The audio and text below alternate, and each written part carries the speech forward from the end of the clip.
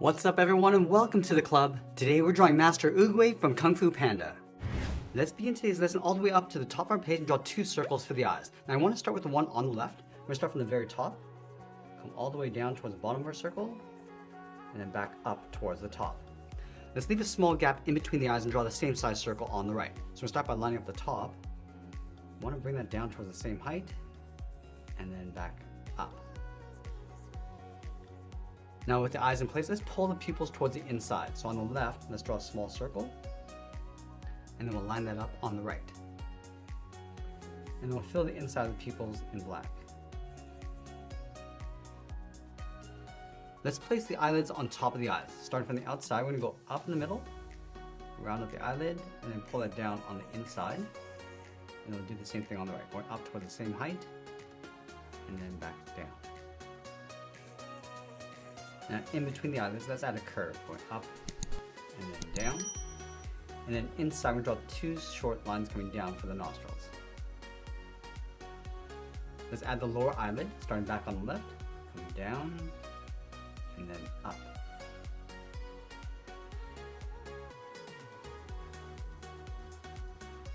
Now from the side of the eyes, we're going to curve the cheeks. We're going to go out and pull that in underneath the eye.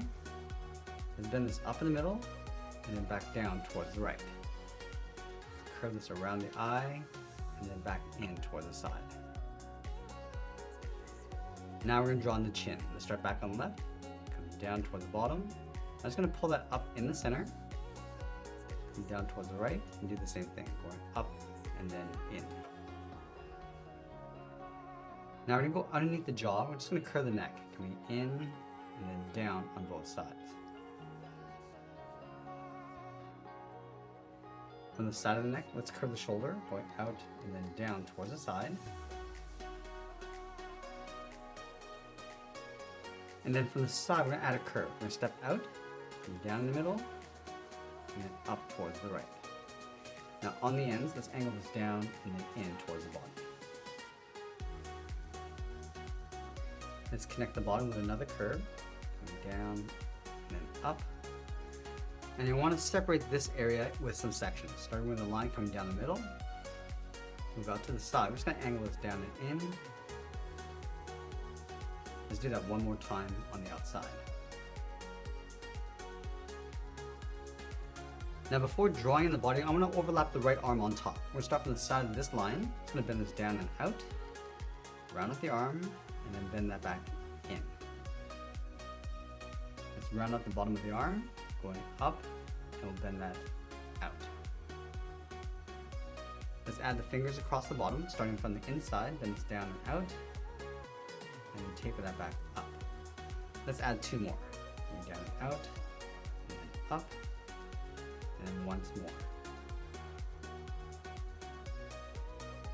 Now I want to connect these 2 points with an oval. We're going to start on the left side, and go all the way around towards the bottom of the shell, round this out, just pull that up underneath the hand. And I want to continue in between the fingers, up above the arm, and then in. Let's add that sash going across the body. Start from this point, bend this down, and then out in behind the hand. Let's go back up to the top, step down. Now it's going to get thicker as we come down and then across. Let's add a knot along the top of the half circle. And we want to draw the bottom of the sash. From here, bend this in and then down. Flatten off the bottom, and we'll just taper that back up underneath. Now inside that shell, we want to add two curves. We're going to start from the side, come down and in behind the sash, continue across the middle, and then up behind the arm. Step down, draw that again. Go in behind, and continue in between. I want to draw the left arm holding the staff. So we're going to line up the top of the arm along the side. So I'm going to bend this down and then out. Let's round up the arm, come down, and just taper that in towards the side of the body. Let's add the claws along the inside, starting from the top. So I'm going to bend this in and then down. Pull that back out. Now I'm going to curve in the opposite direction, coming down and then in. Taper that back out. Now the last one, I'm just going to blend in towards the bottom of the arm. Now Now I'm going to close off the inside of each finger with a curve, going around and in, all the way down towards the bottom. Let's place that staff in behind the hand. I'm going to start from the top. Just going to wiggle this line going up toward the top. And I want to split this in towards a V. Sliding this off, come down, then this up toward the top, flatten that off, and we'll just trace this back down towards the hand. And I want to see the inside edge of that staff in between the fingers, coming down towards the bottom. So we'll wobble this all the way down towards the bottom, flatten this off, and then bend that back up towards the top.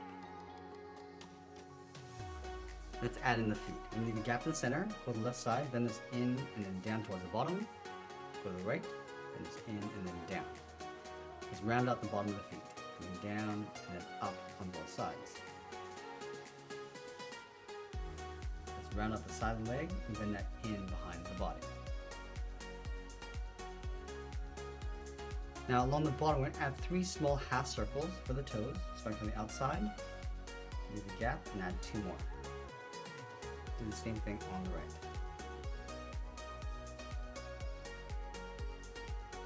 Now we're going to layer the shell in behind the head and body. We're going to start from the side of the jaw, start by bending this out and then down. Draw a straight angled line coming in towards the shoulders. Let's go back up and out, leaving a gap in between. Add another curve coming down. Draw another angled line coming in towards the body.